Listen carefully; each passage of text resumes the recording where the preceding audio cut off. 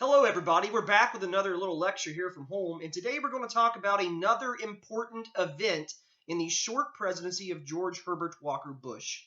In 1990, after a decade-long war with Iran, Saddam Hussein invades Kuwait to attain their rich oil fields to pay off Iraq's debts.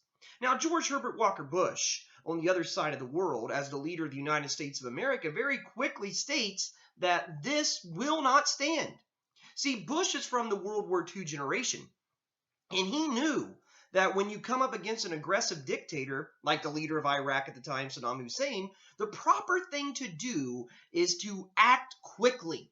Not to let it build, not to let them take over more land, but to strike, and to strike quickly and with overwhelming force. So what Bush does is he creates a coalition of countries around the world. See, the beautiful thing about George Herbert Walker Bush is, with his decades of service to the United States of America, he had connections with people all over the world.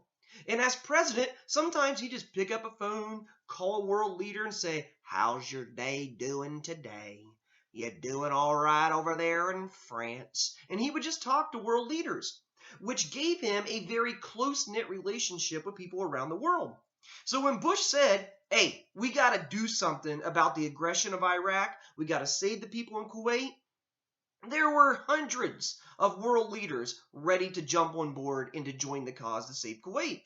So in late 1990, as the American-led coalition, the United Nations, as all this builds up to take on Saddam Hussein, it is known as Operation Desert Shield.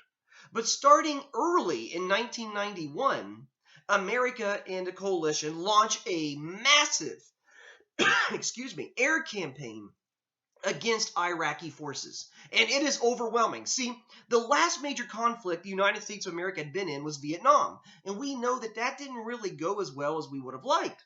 But the American military that had been built up since Vietnam and through the Reagan presidency was so much more superior to anything the rest of the world had, or anything that we even knew that we had, that the American victory was so overwhelming and so complete that by the time Stormin' Norman Schwarzkopf led ground troops into combat against the Iraqis, the war was over.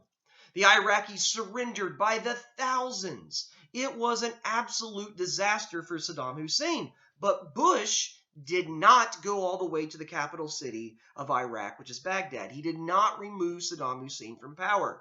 He had a reason for that. One reason was, as we found out later in history, occupying Iraq would be very difficult. Also, Saddam Hussein created a nice counterbalance to some other people in the region that we wanted to keep in check. So this overwhelming American victory gives George H.W. Bush the highest approval rating any president had ever had in 1991. He would later be surpassed by his son in following 9/11. But Bush may have peaked too early, because this overwhelming victory in 1991 is a year away from an election. And by the time the 1992 election hits, what once seemed as an inevitable re-election for George Herbert Walker Bush will become a devastating defeat for one of the greatest men who ever occupied the White House. So until next time, everybody, have a great day and God bless America.